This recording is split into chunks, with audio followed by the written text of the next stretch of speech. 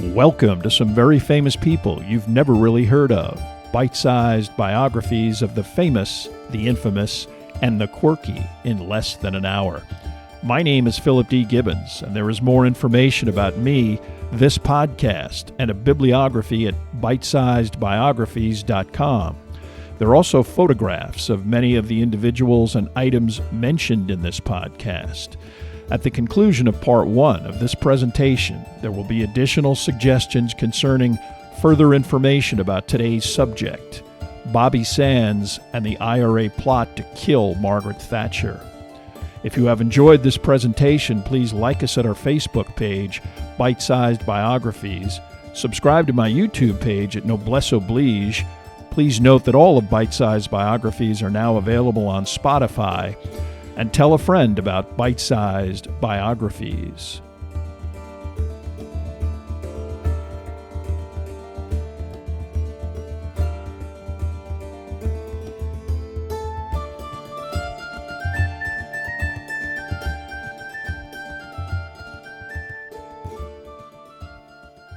Now let's get started with our story about Bobby Sands.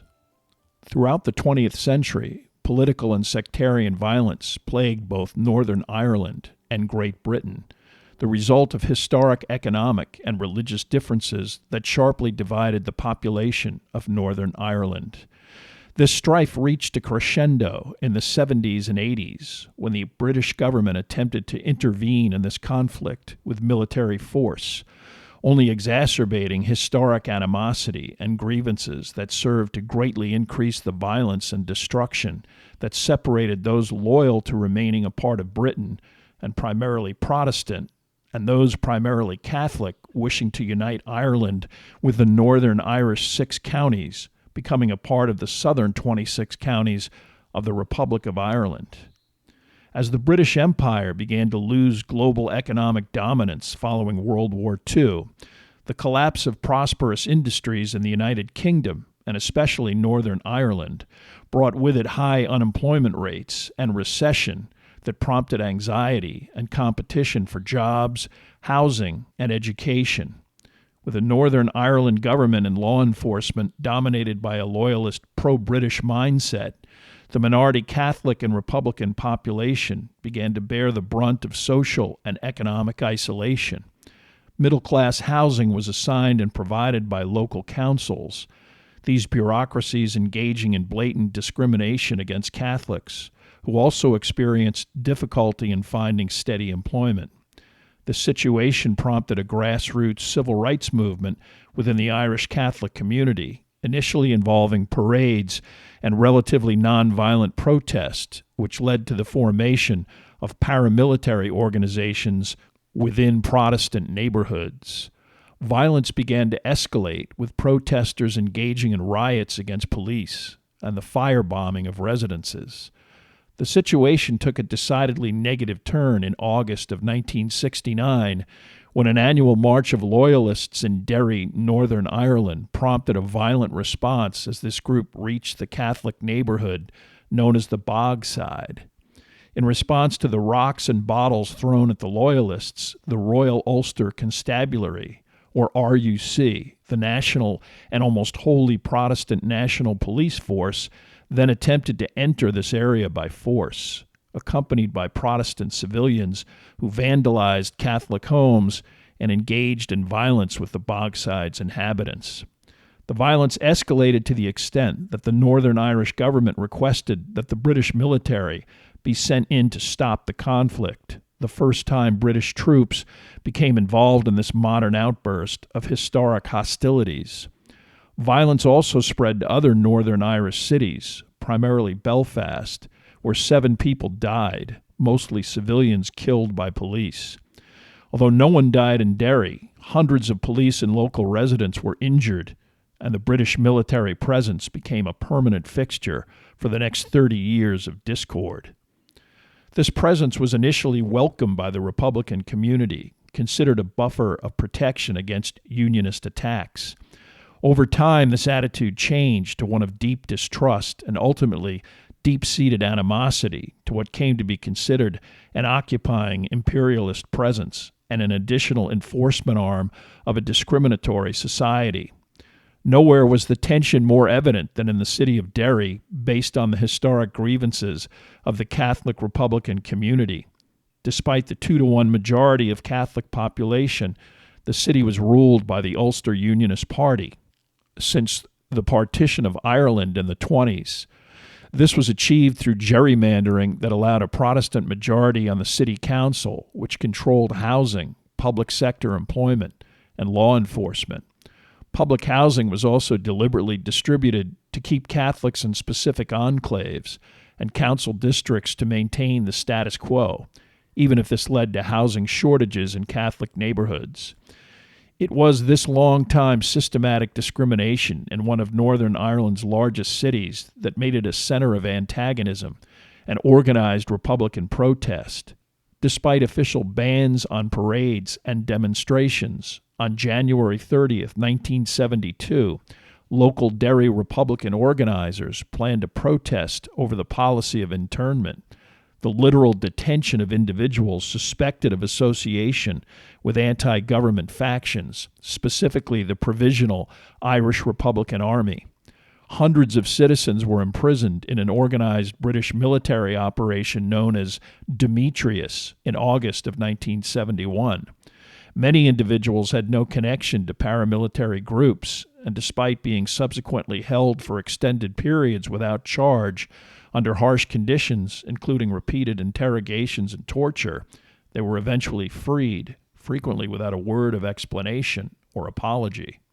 However, in 1971, 30 British soldiers were killed in Northern Ireland by bombs or gunfire, a development that only hardened the soldiers assigned to the region.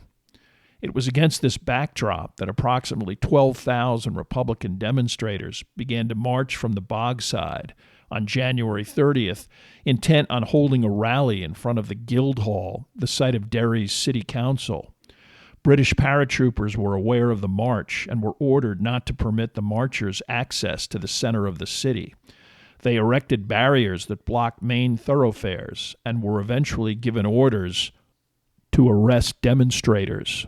The march rapidly deteriorated into a chaotic withdrawal back to the Bogside, with British military in pursuit, armored cars attempting to penetrate permanently erected Republican barriers.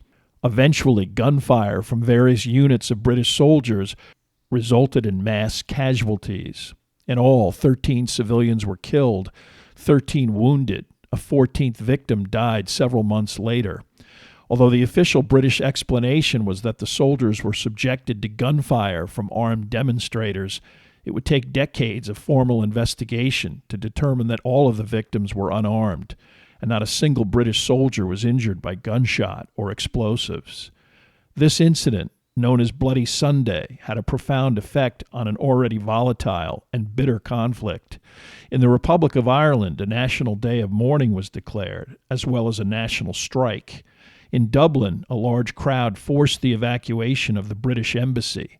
The building was eventually gutted by firebombs. Although small, the Republic of Ireland's military was deployed to the border of Northern Ireland, insinuating the real threat of an actual invasion. The Republican government also calling for a UN peacekeeping force to protect civilians. Within weeks, the British government took the extreme step of suspending the Northern Irish government and Parliament and imposing direct rule from London. For the Northern Irish Republican minority, the incident also had the effect of amplifying the belief that only a paramilitary group like the Irish Republican Army could both protect them and bring about their political aim, the unification of Ireland and the expulsion of Great Britain entirely. It also served to galvanize a generation of younger activists to dedicate themselves to organizing a viable resistance to both loyalists and this British presence. One such individual was named Robert Gerard Bobby Sands. Born on March 9, 1954, in a suburb of Belfast, Northern Ireland, Sands was the son of John and Rosaline Kelly Sands, working-class Irish who lived in a newly constructed housing estate known as Abbott's Cross, although almost rural, only 5 miles from Belfast Centre. His family lived quietly during Sands' childhood, his mother giving birth to 2 additional daughters. This existence was uneventful until a neighbor discovered the Sands family secret, that the Sands were actually Catholic, a problem even in the late 50s in a housing development that was overwhelmingly Protestant and even consisted of many policemen and quasi-military. Harassment followed, both subtle and overt, and the Sands realized that any official protest would be futile, and they relocated to another nearby housing development, Rathcooley. This location actually provided some coexistence through the early 60s. A disinterested student, Sands, like many of his peers, spent most of his free time focused on football, also known as soccer, via his secondary school, the Stella Maris School. This institution not only combined a large percentage of Catholic students with Protestants, it also featured a superior youth football team that combined faiths but also attracted teenagers from the surrounding area. This coexistence extended to typical student social behaviors like dances and attendance at movie theaters. But intolerance and conflict gradually increased as the 60s and Republican demands for basic civil rights and an end to discrimination intensified. This was evident in Bobby's social circle as friends who were Protestant began to avoid him or even blatantly told him that their parents instructed them to no longer associate with Sands. The formerly mixed social events disappeared as Unionist families also began to be alarmed by what they considered to be a threat to the status quo.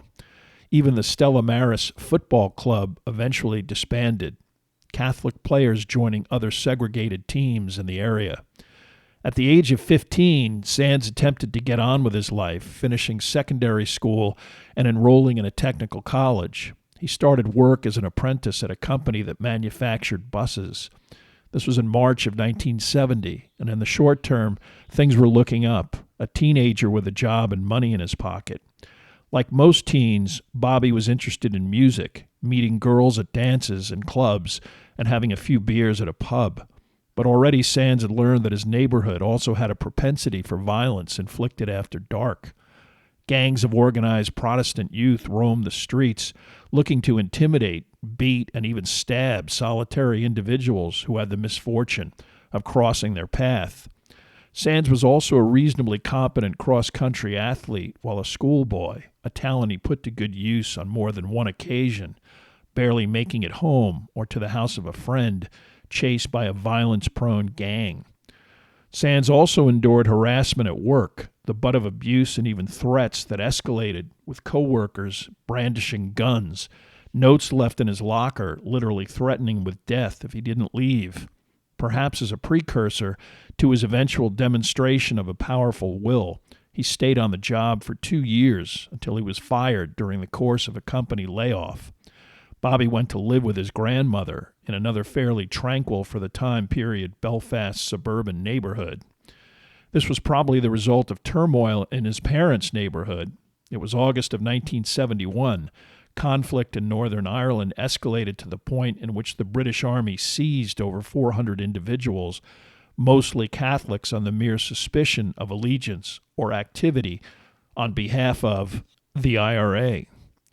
Those detained were subjected to what was classified as internment, essentially detention in a jail or even prison without charge for an indeterminate length of time.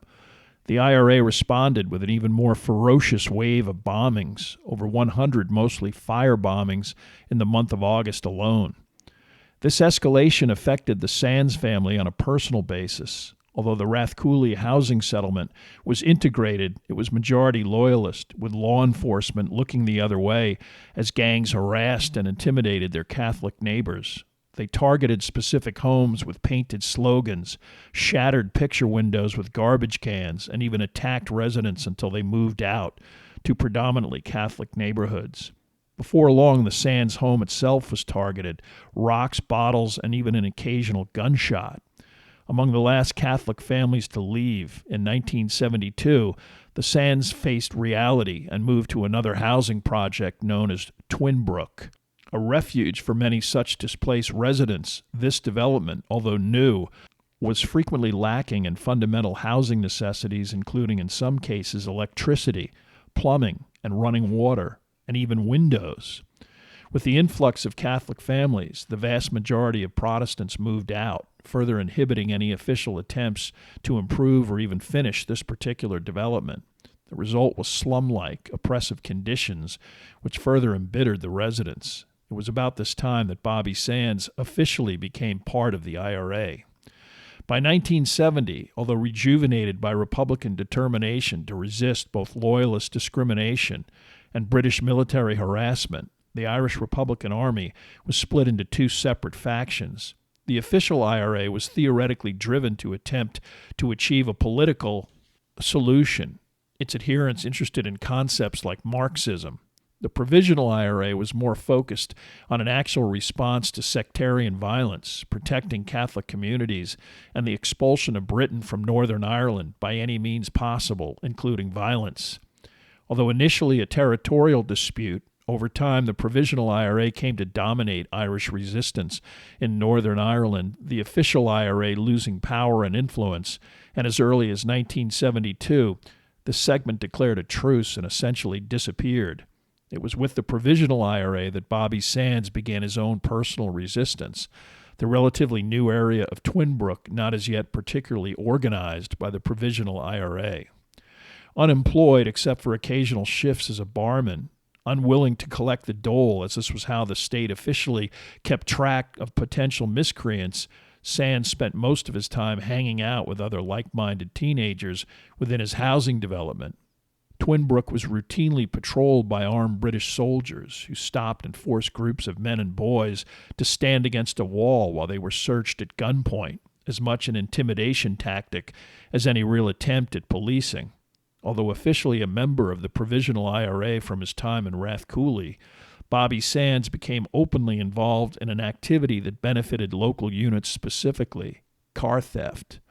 The need for automobiles to carry out various IRA operations was crucial, and Sands developed an ability to steal vehicles and secret them in secluded parts of his Twinbrook estate until such time as they were necessary. He and other young IRA adherents also began to commit robberies of gas stations, money they pooled to literally survive. But British surveillance and covert intelligence was thorough enough to quickly identify him and others as involved with such behavior. A civilian tip led to information that a house frequented by Sands was a repository for pistols and ammunition. In October of 1972, this house was raided, the weapons seized, and those present were arrested. Bobby was lucky enough to not be present, but his flight only lasted 5 days. He was detained in a car already identified with a suspicious license plate, arrested with a male and 2 females. Although he did not name any accomplices, under interrogation he did confess to membership in the IRA and robberies of various retail establishments. He was sent to Long Kesh prison for his eventual trial. Long Kesh from its inception was a notorious converted RAF base that was haphazardly selected to house the hundreds of individuals quickly detained for internment in August of 1971. Because the internees had not officially committed any crimes, they were granted special privileges not typically afforded jailed prisoners, including the ability to freely interact with other internees, less restrictive visitation policies, the receipt of food parcels, and the ability to wear regular clothing as opposed to prison uniforms. With the incarceration of individuals accused of actual crimes like Bobby Sands and ongoing negotiations between the IRA and government officials, this category of prisoner was afforded a political status.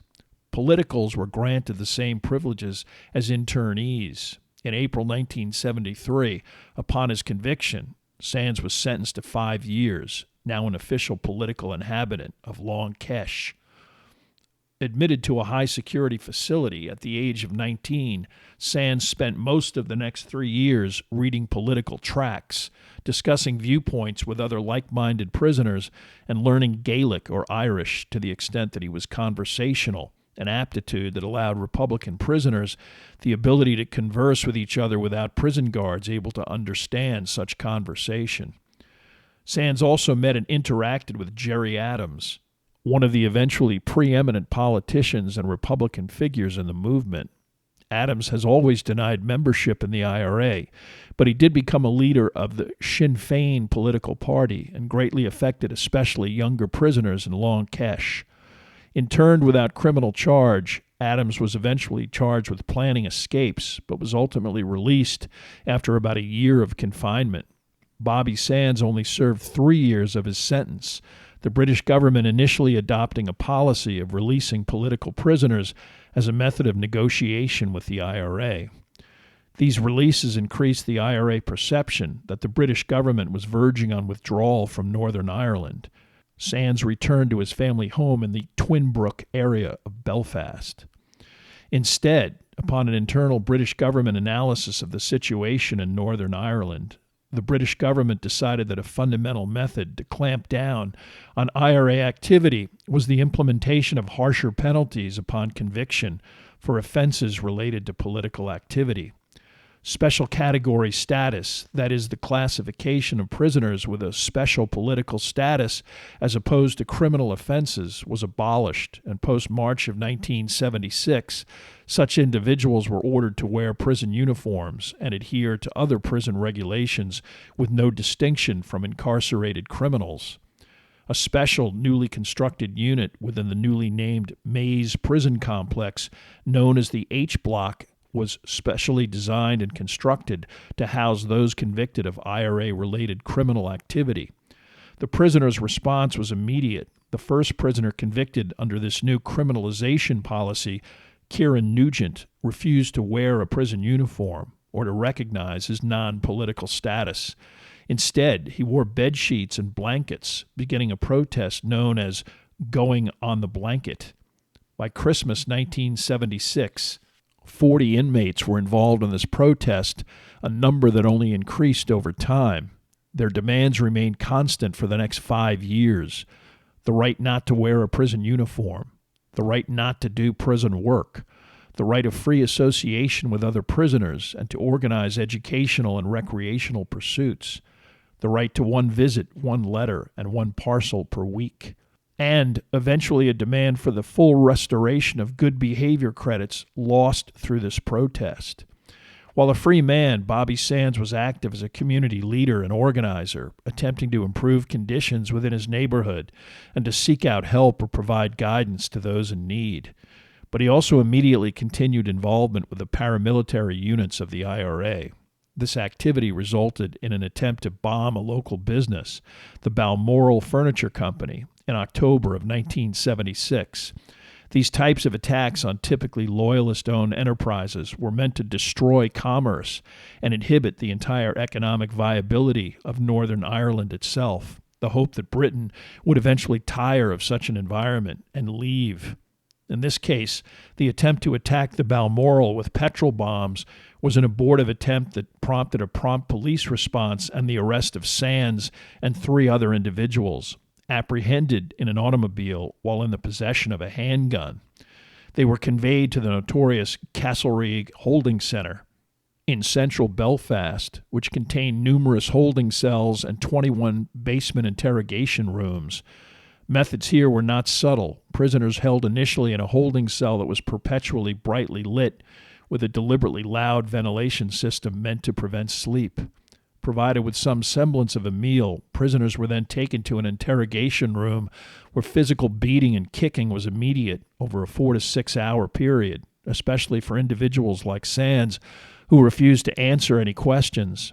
Sands' written account of his experience at Castlereagh was eventually smuggled to the outside to various European human rights organizations. Individuals were normally detained for 7 days, but after only 4 days of Sands and his co-conspirators refusing to answer any questions, they were formally indicted. Bobby eventually sent to await trial in the newly constructed H Block of Long Kesh, also known as Maze Prison.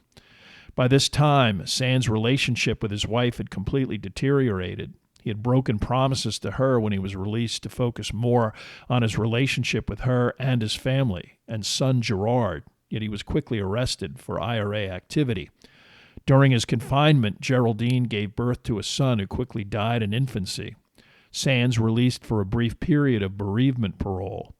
Even then, he spent much of this temporary freedom interacting with several political associates. In the H Block, he immediately went on the blanket, refusing to wear prison clothing, a towel around his waist and blanket over the shoulders. In colder weather, some of the blanket men would also wear boots. Most of their bedding was removed early in the morning and returned at night when the prison guards left for the evening. A newer, harsher attitude collectively developed.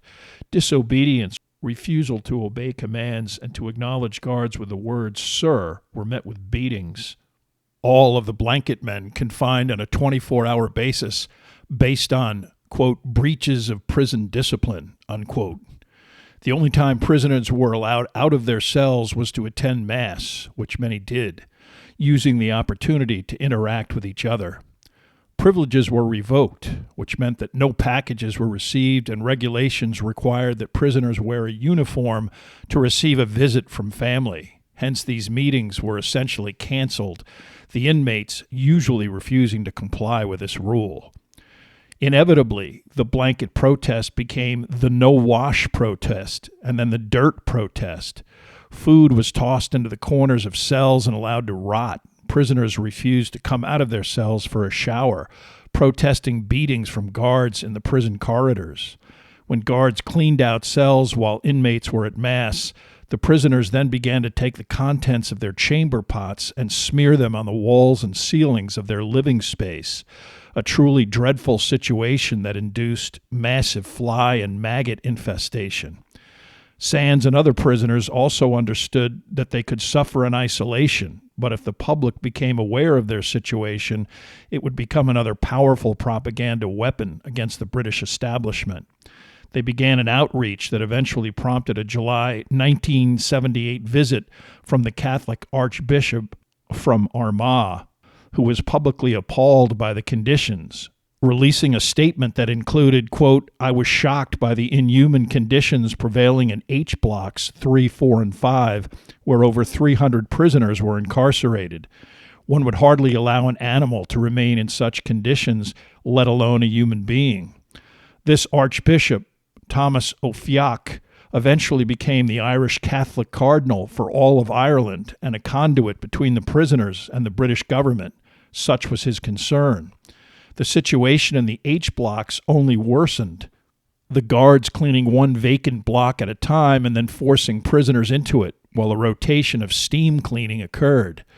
Guards tried to forcibly cut the hair and restrain prisoners while they were brutally washed, which precipitated physical responses and subsequent beatings.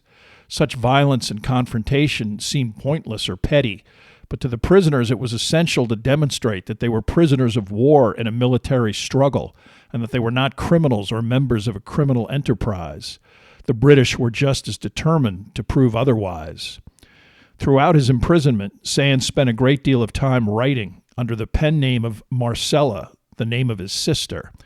These writings, that appeared in various Republican publications, included poetry, fiction, and nonfiction.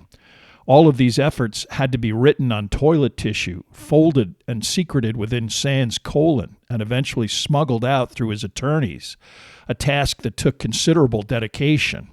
Perhaps his most remarkable work was a fictionalized account of prison life and the protest called One Day in My Life, a work written in 1979 that, when published in 1983, numbered over 100 pages.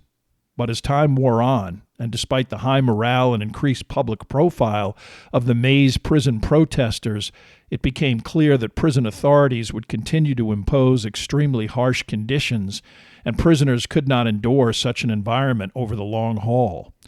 Whether it was their own doing or conditions inflicted by prison warders, the living spaces of the prisoners remained utterly foul, with urine-soaked mattresses, fecal material on walls, water everywhere, and food that was frequently moldy or inedible. Another external development indicated that optimism that Great Britain would tire of the burden of policing Northern Ireland and abruptly leave was misguided with the advent of the new May 1979 Conservative British government led by Margaret Thatcher. Thatcher personified the hardline approach that the Conservatives fundamentally adhered to with respect to Northern Ireland, believing that there should be no concessions to Republicans anywhere over any issue, and that IRA activities were criminal and not political. Thatcher also had a personal animosity toward the Republican movement over the assassination of British politician Airey Neave. Neave was a high-profile war hero, participant in the Nuremberg trials, and a political associate of Thatcher, helping her win control of Britain's Conservative Party. Upon her control of the British government, it was believed that Neave would be appointed Secretary of State for Northern Ireland, essentially the individual chiefly responsible for implementing official policy. Neave was also known to be especially hard-nosed concerning any conciliation with Republican entities, actually believing in an escalation of formal British military presence and engagement. On March 30th, 1979, two members of the Irish National Liberation Army, a splinter group with philosophical differences with the Provisional IRA, entered a parking area for the Palace of Westminster, the seat of Parliament, where Neave was a member of the House of Commons. They successfully attached a bomb to Neave's car's undercarriage, a device triggered by a tilt mechanism when Neave attempted to leave the premises. Neave was mortally wounded in a horrific explosion and died only minutes after transport to a nearby hospital. Perhaps, not to be outdone, the Provisional IRA engaged in a dual bombing attack meant to underline a willingness to escalate the conflict in response to additional repression. On August 27, 1979, Lord Louis Dickey Mountbatten, a close relative of both Queen Elizabeth II and Prince Philip, senior officer of the Royal Navy and prominent military and NATO official, was spending his summer vacation at his residence, Classiebawn Castle, a manor house on the Irish Mullaghmore Peninsula, County Sligo, Republic of Ireland. Mountbatten spent many summers at this location, despite warnings that his residence anywhere in the Republic, a high-profile literal member of the royal family and British military, was dangerous, and he was again specifically warned following the assassination of Airey Neave not to spend the summer at Classiebawn. Mountbatten scoffed at such recommendations. Age 79, he maintained that at such an old age, what possible interest could anyone have in killing him? In fact, the IRA had various general plans to assassinate him dating as far back as 1970. Now, not to be co-opted by the INLA, the provost spent the summer of 1979 specifically focused on Mountbatten's assassination. Understanding his typical schedule, on the evening of August 26th, two individuals accessed his boat, the Shadow 5, moored in a nearby harbor, and placed a radio-controlled bomb within the hull, a device that contained 50 pounds of gelignite. Just before noon on August 27th, Lord Mountbatten and his family entourage, totaling 7 individuals, made their way to the harbor, intent on an afternoon of boating and checking the various lobster pots Mountbatten had placed in the water. With IRA observers viewing the boat from a distance, only 15 minutes after the craft left the harbor, the bomb was detonated. The explosion obliterated the Shadow 5. It also immediately killed Mountbatten. Mountbatten's daughter, Patricia, his son-in-law, Lord John Brabourne, and his grandson, Timothy, survived, but grandson Nicholas and deckhand Paul Maxwell were also immediately killed, and Mountbatten's mother-in-law, Lady Doreen Brabourne, subsequently died from her injuries. The killing of such a sentimentally respected but now aged figure of the British Empire and literal uncle to Prince Philip, as well as an innocent 82-year-old woman and 2 teenagers, was a brutal act that shocked the British public. But the IRA also carried out another symbolic act on the very same day.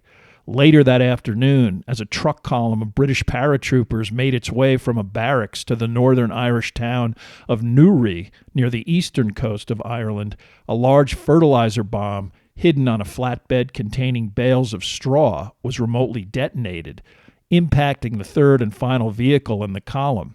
6 British paratroopers were killed, 2 seriously injured, the large military truck obliterated. Clearly, this operation was well coordinated. The surviving members of the contingent radioed for medical assistance and additional manpower. Within minutes, a command post was set up in a nearby castle ruin, a development anticipated by the individuals behind the ambush. Only a half hour after the first explosion, another bomb was detonated in the vicinity of the impromptu British headquarters, an explosion that sent fragments of granite from the castle into the midst of the paratroopers' unit, killing 12 more British soldiers. This incident killed more British military personnel than any other episode of Irish sectarian violence, and also inflicted a number of casualties not seen since World War II. That the military unit involved was a participant in the Bloody Sunday massacre was not a coincidence.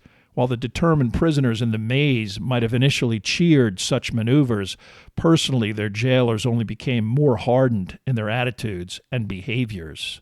In early 1980, attempts to negotiate an improvement in H-block conditions via intermediaries like the Archbishop went nowhere, and external provisional IRA leaders felt that they did not have the resources or leverage to expend on the maze prisoners' situation. In response, with Bobby Sands now acting as one of the official authority figures of the Blanket Men, a more drastic protest was proclaimed. In early October 1980, word was smuggled out of the maze that a hunger strike would begin on October 27, 1980. Such a protest had special implications within the Irish community and its heritage of famine and starvation. Throughout the 20th century, several Irish political prisoners had starved themselves to death as a result of a similar form of protest. Initially, Sands was adamant that he be included among the hunger strikers, but other prisoners convinced him that his leadership capabilities were too valuable. Instead, on October 27th, after a last-minute flurry of British proposals that were viewed as perfunctory, 7 men, Brendan Hughes, Tommy McFeely, Raymond McCartney, Leo Green, John Nixon, Tommy McKerney, and Sean McKenna began to refuse food. Each man also had to deal with a cellmate who was eating and guards who continually placed food in their cells and left it there. Each day, a doctor would ask each of the 7 if they were still striking. Only 11 days into the strike, all 7 men were removed into the hospital wing of the prison. Whether this was for humane reasons or to isolate the strikers from the other blanket men could not be determined. Part of the hunger strikers' strategy was to pressure the British government externally with popular protests, marches, and demonstrations as the strike continued. The slogan, "Smash H-Block," became widespread, but there was no significant movement from the British government or prison authorities other than frequent medical visits and permission for Sands and other prisoners to occasionally visit the 7. Eventually, back-channel negotiations began involving the Irish government and Northern Irish government officials, so that publicly Thatcher could maintain that she was not meeting with terrorists. Some progress was made, but eventually, after several proposals passed back and forth, and some strikers began to verge on lapsing into a coma, the strike was suspended on December 18th without any changes in the H-Block policies. How and why this happened is still a matter of debate, but fundamentally the British government's belief that the hunger strikers would eventually relent before actual deaths occurred seemed to be the case. This perception would have eventually lethal and dramatic consequences, as no sooner had the strike ceased, Sands and other blanket men became determined to prove that they were willing to die to achieve political status. On February 4th, a prisoner communication announced that another strike would begin, but as a gesture of good faith, they ended what was known as the dirty strike, accepting showers and haircuts and relocation to clean cells, but they still refused to accept uniforms and remained on the blanket. The strike was set for March 1st, but this time it would consist of a staggered period for each striker, guaranteeing that pressure on the British government would continue and would not depend on a collective effort. Each death meant to ratchet up outrage from the global community. Unfortunately, it also meant that deaths were probably inevitable, especially in light of British government skepticism. On March 1st, the first prisoner, Bobby Sands, began the strike. In his diary, he wrote, "I am standing on the threshold of another trembling world. May God have mercy on my soul. I know that I have broken my poor mother's heart, and my home is struck with unbearable anxiety, but I have considered all the arguments and tried every means to avoid what has become the unavoidable, that has been forced upon me and my comrades by 4.5 years of stark inhumanity. Jerry Adams and other external members of the IRA advised against the strike, believing that after the collapse of the first effort, the British government would certainly allow some of them to die and might not even negotiate at all. It made no difference. Examined by a doctor, Sands' weight on day one of the strike was 140 pounds. Within 3 days of beginning the protest, his warders placed a small table in his cell and began to place his food directly in front of him, as opposed to merely placing it near his cell's entrance. Only 5 days into the strike, he met with the only 2 journalists ever to speak with him during his ordeal. David Berenson of the UK Guardian and Brendan O'Cathor of the Irish Times were accepted onto a visitors list, but then forced to sign an agreement that they would not write about anything discussed with Sands. They agreed. Upon leaving the visitors' room, however, both journalists were so impressed that they told prison officials that Sands' perspective was compelling enough that publishing it was a matter of the public's right to hear it. O'Cathor did publish an article in which he reported that Sands emphasized that he probably would die, that it was worthwhile for the sake of his comrades, and despite his Catholic beliefs, quote, "If I die, God will understand," unquote. His jailers were now including jam with his bread, an unheard-of luxury, as an additional inducement to eat, but several weeks on, he began to physically weaken. Discussion of Sands' protest appeared in the House of Commons, when the Secretary of State for Northern Ireland, Humphrey Atkins, responsible for policy, stated that there would be no change in treatment or status of the Maze prisoners or capitulation of any kind as a result of Sands' behavior. On March 15th, Frank Hughes, as threatened, began the second of rolling hunger strikes. 8 days later, Bobby Sands, with doctors determining that he was losing muscle mass, transferred him to the prison hospital wing. Outside of the prison, there was a development that set off a remarkable chain of events. On March 5th, the Member of Parliament representing Fermanagh and South Tyrone in Northern Ireland, Frank Maguire, died suddenly of a heart attack. Momentum immediately began to run Bobby Sands for the now vacant position. Exactly who came up with this idea has never been specifically identified, but Jerry Adams agreed to the concept as long as other potential Republican candidates agreed to stand down. This agreement was reached, and the special election became a 2-man proposition, extremely rare in British politics. Sands' opponent was Harry West of the Ulster Unionist Party, the establishment party of Northern Irish loyalists. The election was scheduled for April 9, 1981. Although Sands was intrigued by the situation, he was more amused than inspired. His fundamental outlook remained intact. Even if I win, it won't matter. It won't change things. I'll die. For Jerry Adams, the election was the opportunity he had been waiting for, intent on societal change through a political process, and Irish republicanism manifested in the political party known as Sinn Féin. An immediate grassroots movement descended on the district.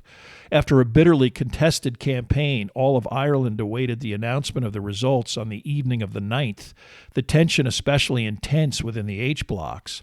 Prisoners agreed among themselves not to react audibly upon hearing the results via miniature makeshift clandestine radios fashioned out of smuggled crystals and wires attached to prison pipes. A group outburst would alert the prison authorities to the presence of those devices. Instead, when the announcement of Sands' victory over West, 30,492 to 29,046, the prisoners engaged in a practice of spontaneous leaping, known as silent screaming. In the hospital ward and prison itself, it was a long night with many long faces at every level of Maze authority. They understood that an individual that they perceived as nothing more than a hardened criminal upstart attempting to defy prison regulations was now an international celebrity and the ultimate underdog. Asked for a comment during a state visit to Saudi Arabia, Margaret Thatcher was just as resolute. Quote, "A crime is a crime is a crime. It is not political. It is a crime," unquote. But Sands' victory came with a downside. His family, priests, and others had been allowed to visit him on a virtually unrestricted basis. The excitement of the election and the now constant effort to speak with visitors and console his mother, who was justifiably distraught, exacted a heavy toll. By the third week of April, his facial features were described as skeletal, and even his ability to speak was becoming impaired. In his last days, several Southern Irish politicians, including the Prime Minister of Ireland, an Irish papal secretary, several familiar Catholic priests, and even Sands' mother attempted to end the strike. Ultimately, these attempts failed. Bobby especially wary of any negotiations after the strike of 1980, where promises were made and then broken. His only accommodation was to accept the gift of a golden rosary blessed by the Pope, John Paul II. Over the weekend, beginning Friday, May 1st, Sands and his family rebuffed any additional personal appeals and began to prepare for the inevitable. Blind, one of Sands' eyes closed. The other became bright orange as his kidneys began to fail. In extreme pain for the remainder of his life, on Monday night all of his organs began to shut down, and he lapsed into a coma. Having told his parents that he should not be resuscitated, he mercifully passed away at 1:17 a.m., Tuesday, May 5th. It had taken 66 days to die. Within minutes, the news of Sands' death had swept through the H-blocks via the Crystal Radio Network and ultimately all of Ireland and the international community. Officially, there was little response from the British government other than an affirmation that political status would never be granted, and the British Parliament uncharacteristically briefly announced Sands' death without any typical embellishment.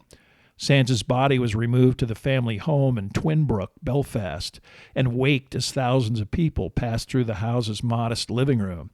Sands visible in a white habit adorned with the Sacred Heart, the Pope's rosary entwined in his hands. A funeral procession was escorted by hooded armed IRA paramilitaries, the brief march to a nearby chapel witnessed by tens of thousands of people. Eventually, Sands' coffin was conveyed to Milltown Cemetery, adorned with the Irish tricolor, gloves, and beret, symbols of the IRA.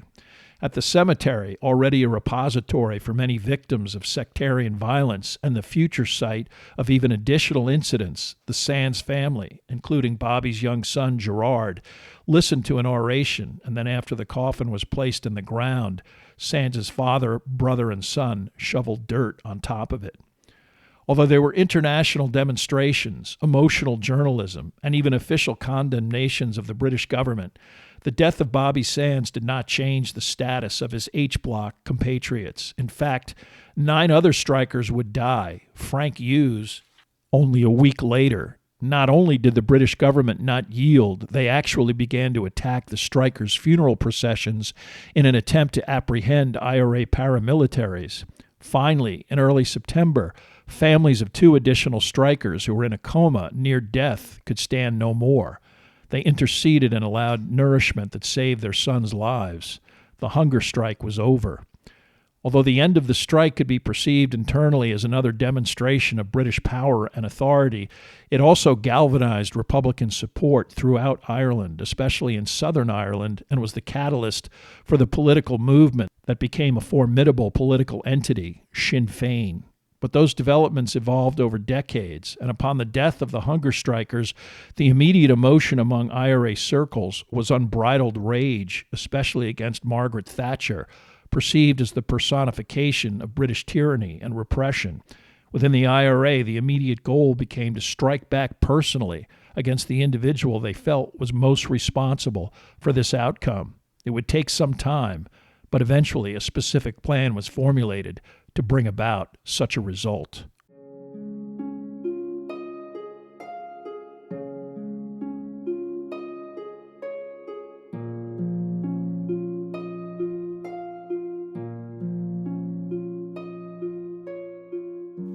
Thank you for listening to part 1 of this podcast about Bobby Sands and the IRA.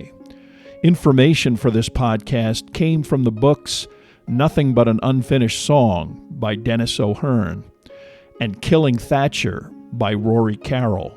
There are also additional photographs, bibliographical, and musical information at bitesizedbiographies.com.